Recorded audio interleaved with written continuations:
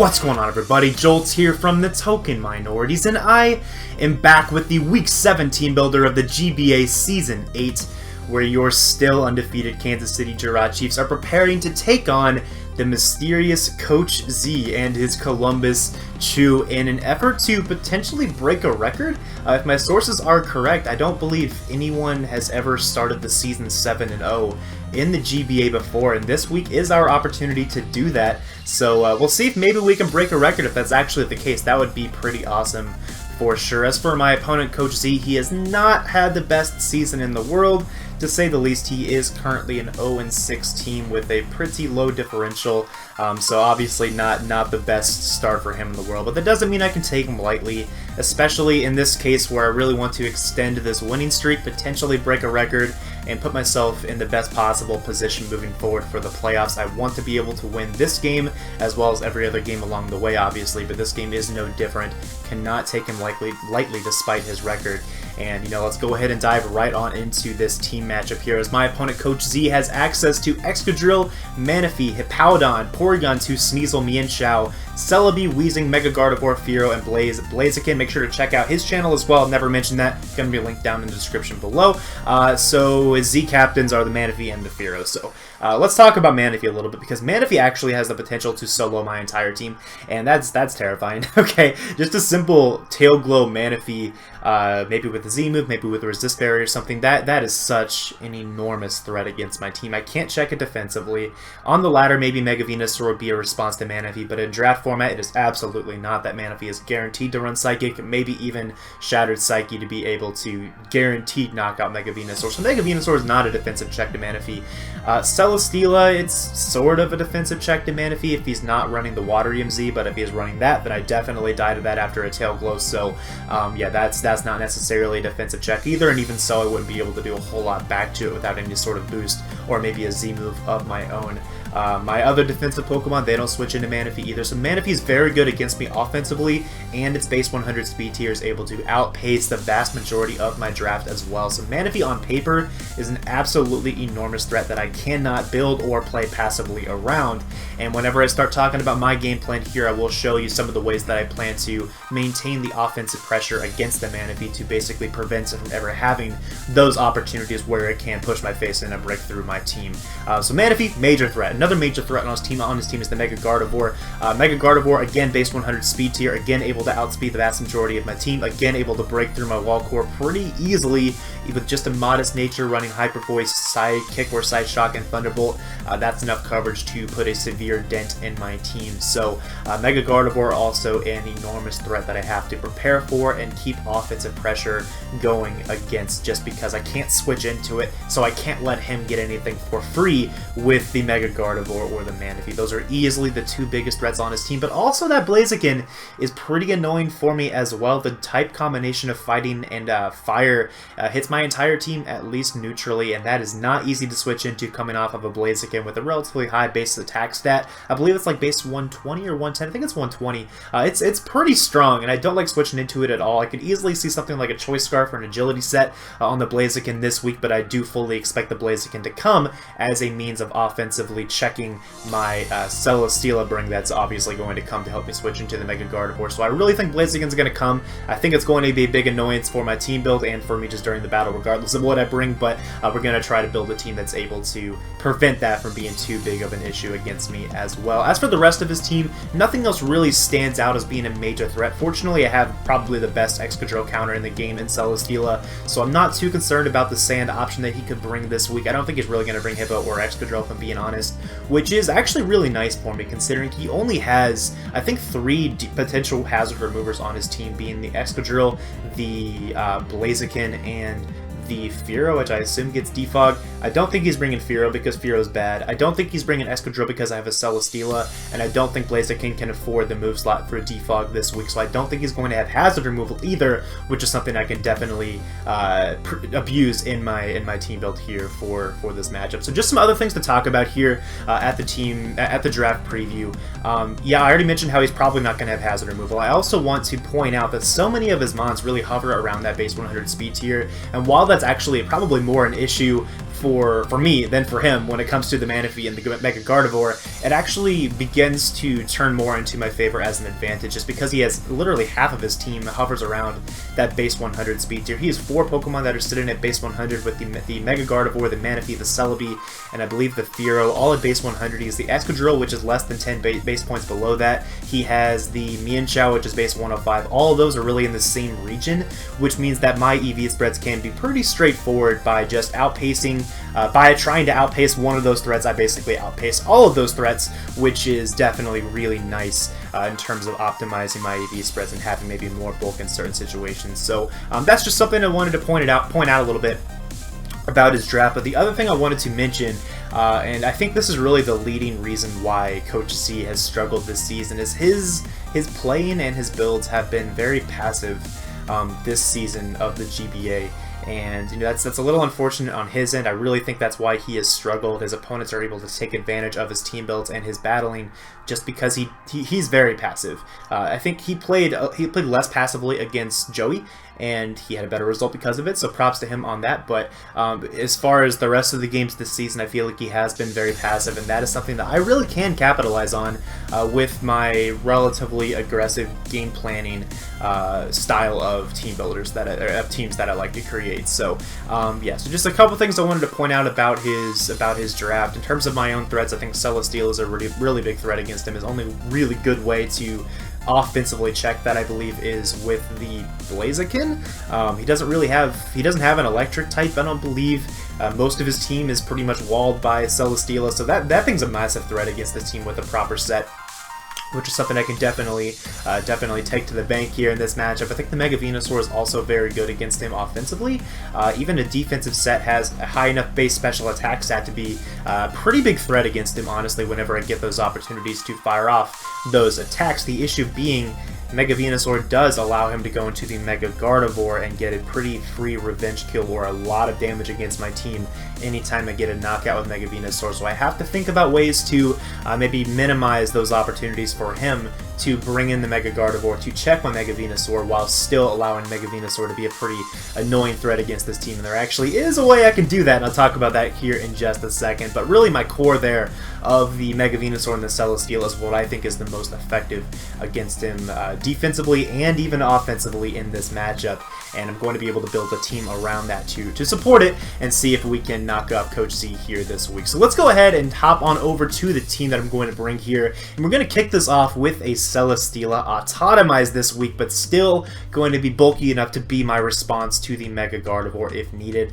I don't necessarily intend to switch this into Mega Gardevoir, though. I more intend to sack something to Mega Gardevoir at some point during the game, whatever seems to be the least useful at that point in the game, and then go into this Pokemon and try to win the game, okay? Because it really doesn't take too much for this to be able to win the game, for being honest. The combination of Air Slash, Giga Drain, and Steel Coverage, which I played between the ideas of Flash Cannon and Heavy Slam, opted for Heavy Slam even on this special set because it guaranteed knocks out Mega Gardevoir, while Flash Cannon did not without a boost.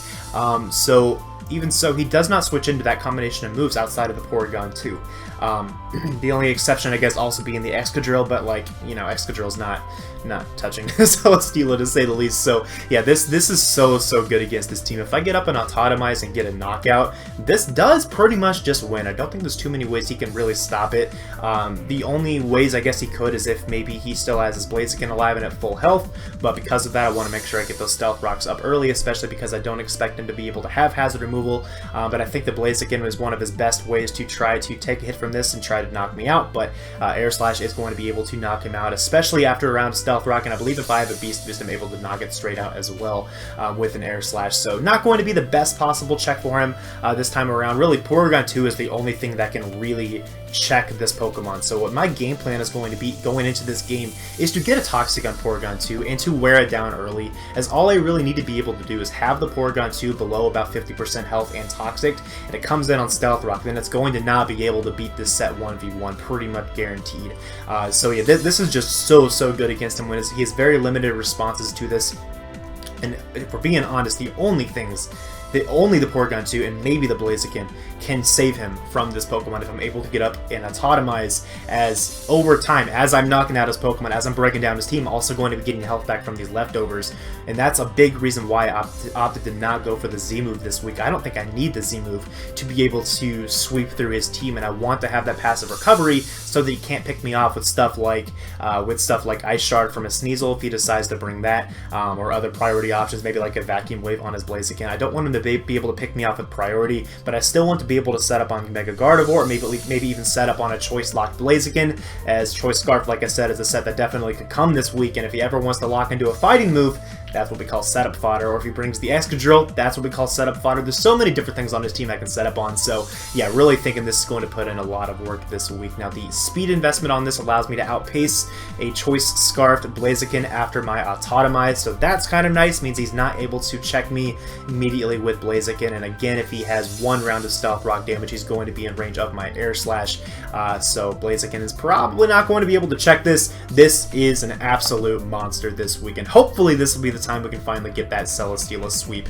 in this week of the GBAs. We haven't been able to pull that off quite yet. This might be our opportunity. Now, next up is the Mega Venusaur. This set overall relatively standard in terms of EV spread, just a mixed defensive wall, able to take a variety of hits from his team, like hits from Manaphy, hits from Blaziken, and etc. Now there's something a little bit different about this, and that's that this thing is running Leaf Storm instead of Giga Drain. The idea behind this is that I'm a little bit concerned about a Calm Mind Manaphy variant, as I think that's actually pretty good against my draft in general. Just raising its special defense is something I don't really want to deal with. So what I can do to combat that then is to actually run Leaf Storm on my Mega Venusaur instead of running Giga Drain, as then I'll be able to do enough damage to the Manaphy with my Mega Venusaur to where I can pick it off with one of my faster threats. And if I was just running Giga Drain and he was running Calm Mind, I may only be able to do about half, like 50% to the Manaphy, even if it has no HP investment, and that would potentially leave it outside of range of some of my Mons that would actually be able to outspeed Manaphy. So this is just my way of essentially guaranteeing that the Manaphy will be put into range of my offensive checks if it comes into a situation where Mega Venusaur has to be the Pokemon that checks Manaphy on the turn of Tail Glow or Calm Mind. So that's the idea with that, but overall this is very, very good against him defensively, like I've already mentioned, and also very good against him offensively. But the tricky part about this is that I don't want to allow him to get his Mega Gardevoir in for free unless I've already gotten a kill, and even so, I don't really want to allow him to have very many of those opportunities. So how can I possibly prevent Mega Gardevoir from coming in and immediately checking this Mega Venusaur, or immediately trying to revenge kill this Mega Venusaur? Well, shout out to Styx for this idea. You are awesome, buddies. We came up with the idea of Tailwind to be able to help the Mega Venusaur become an enormous offensive threat against Coach Z's team this week. Look at Coach Z's roster and look back at Leaf Storm, Sludge Bomb, Mega Venusaur, especially when the Porygon 2 is weakened. He has nothing. Absolutely nothing can switch into Mega Venusaur easily. If he switches in something like Blaziken, it puts it immediately into range of Celesteela or into range of other threats on my team. He just can't switch into the Mega Venusaur under Tailwind, and that was the primary idea behind Tailwind on this team. It also supports the Celesteela. It means I don't have to waste a turn going for an Autotomize. If I need to get a knockout on a certain turn, I can maybe set up the Autotomize on something else a few turns later if need be. So Tailwind is just very good at supporting this team. It's also nice on this Aerodactyl specifically, or just this Aerodactyl specifically is nice for the Stealth Rock option, as like I said, I don't think he's bringing removal. Stealth Rocks in this matchup are very, very important for a Celesteela sweep. Also nice to wear things down for the potential Mega Venusaur sweep under Tailwind. And then Edgequake is just very good coverage against Coach Z's team just in general. He doesn't switch in well to Edgequake at all. His only real switch-ins are things like Celebi, Porygon 2, and I guess the Hippowdon as well, but I really don't think he's bringing Hippowdon. I think it matches up very poorly against my team, and even against this team in my draft in general, I don't think he's going to bring it. So I feel pretty confident that Edgequake will be enough to be able to seal the deal here in this matchup. Now I am running a lot of bulk on this. I believe I'm only outpacing the Mienshao, because I think first of all he's going to have to respect the fact that I might outspeed his Sneasel. Secondly, he just has Ice Shard anyway if he didn't. Or if it was Sneasel versus the Aerodactyl, I think he would just click Ice Shard regardless if he had Sneasel in. So I don't really feel the need to try to outspeed it. I'd rather have extra bulk to allow me to potentially take a hit from Blaziken if I need to. in this matchup. So yeah, overall, very, very good Pokemon against this team. Next up is the Hydreigon. Once again, Choice Scarf. It's kind of my go-to set on Hydreigon this season. I really wish Hydreigon was just a little bit faster. A little bit faster would be great. This would actually be able to outspeed a Z Rain Dance Manaphy if it was like 100, base 101 speed or something like that. But in this case, it's still going to be a way to help check a Tail Glow Manaphy. I really think Tail Glow 3 attacks is the best possible Manaphy set against me. Something like Scald / Surf with Psychic and with Dazzling Gleam or Ice Beam, probably Dazzling Gleam is more likely, is the Manaphy set that I expect, and this would allow me to check that relatively well. Draco Meteor doing a lot of damage to it, especially with this special attack boosting nature. Now I am running drop defense nature instead of drop Spadef nature, specifically because of download Porygon 2. This would mean that Porygon 2 gets an attack boost instead of a special attack boost as it switches into this, and that's something I want to make sure is the case because of the next mon on my team, which I'll show here in just a second. But overall, just a very good revenge killer against his team. Also has access to Tailwind, so I slap Tailwind on this as well as an additional way to potentially set up a win with Mega Venusaur or with Celesteela. U-turn for just to annoy the Celebi, as this is going to force that Celebi, and he's pretty much forced to bring Celebi to deal with the Breloom that I've brought the past several weeks in a row to pretty good success, and I think he's going to be forced to respect that, so this is a good way to abuse that Celebi bring that he's kind of forced to put on his team. So yeah, just overall pretty much a monster against this team. And the next up is the Gardevoir. Now this is a mon that really benefits from the Porygon 2 bring that I think he's going to have to bring for the Hydreigon, as well as a way to somewhat check my my Celesteela as well. So this really abuses that Pokemon, as what this is able to do is it is able to sub down on a Porygon 2, and if it's not running Shadow Ball, he cannot break my sub even if he's max special attack, he cannot break my sub after a Calm Mind. And if he is a defensive Porygon 2, which is more what I expect, he can't break my sub at all, which that's really nice. Again, unless he has Shadow Ball. Now I do have Toxic on this because I need the Toxic on the Porygon 2 for my Celesteela to be able to win, and a Toxic on Porygon 2 also means that my Mega Venusaur 1v1s Porygon 2 with ease, especially through the combination of Leech Seed, and Toxic on the Porygon 2. So this is very, very good. He also does not switch into Moonblast well at all. His switch-ins are Excadrill, which is Celesteela's setup fodder, and the other switch-in is Weezing, which is never going to switch into a Gardevoir, let's be honest. So yeah, this set, especially after a Calm Mind, ouch. Okay, against this team sub Calm Mind Gardevoir, whew, that's pretty good. So a lot of physical bulk on this to give me an additional switch into Blaziken, as that's such a massive threat against my team. This might give me a way to lure it and get rid of it early on, as I think that's one of his better late game win cons against me, along with the Manaphy option. So it's nice against that. Also a way to lure in the Sneasel, as Sneasel might think it can fire off a knockoff and maybe get rid of me early, as Gardevoir normally is pretty frail. But yeah, not my Gardevoir this week. So last up is going to be the man of the hour that people have been waiting for a long time. That is the Durant. Finally coming, the Stormtrooper is here. Hopefully it has better accuracy than a normal Stormtrooper, but we're running a pretty cool set this week. This week is Endure Salac Berry on this. Basically what this does is it's a good late game option against me, or against him rather, as he, like I said, he could try to preserve the Blaziken to win with that late game. And what this actually is able to do is if he preserves the Blaziken, or even if he just tries to check me with Blaziken, I can Endure. Okay, I can just click Endure as he clicks Flare Blitz or whatever, and I'm going to get a speed boost, and that allows me to immediately outpace the Blaziken for one, and for two, immediately pressure his team a lot. Because look at this coverage of Iron Head, Aerial Ace, and Superpower, and look back at his team. His only safe switch-in is Celebi, of all things, and that's not a switch. And I guess he also has the Weezing, but the way I envision this set working, the Weezing would be thoroughly weakened by the time this is actually being used in the matchup, so I'm not as concerned about that, and Iron Head would do a lot of damage to that naturally as well. Celebi is the actual counter, I guess, to this set if it's still healthy, but he's not going to know that. He has to expect me to have X-Scissors, so I really think this set is able to put in a lot of work against this team. Also, an additional check to the base 100 100s that threaten me so much. You can see I had three Pokemon on this team that were able to outpace the base 100s, which is something I thought was really important. The Aerodactyl able to outpace the Scarf Hydreigon, and now this Durant. All of these able to threaten, or outspeed and threaten those base 100s that really threaten my team as well. So yeah, just a cool mon this week. I really hope I'm able to use it well, as you know, the debut of Durant has to be a good one, right? So that is the team for this week. I'm really excited to use this team. I think it's really solid. The double Tailwind idea, it's really cool. Again, shout out to Styx, very good idea on this, and I'm excited to try out this team here against Coach Z and the Columbus Chew. But let me know what you think about the team in the comments below. Hope you guys are looking forward to the battle, which will be coming out tomorrow, probably around noon EST, unless we need to upload later. I'm going to shoot for noon EST. So yeah, hope you guys are looking forward to that, and I will see you all tomorrow. Peace.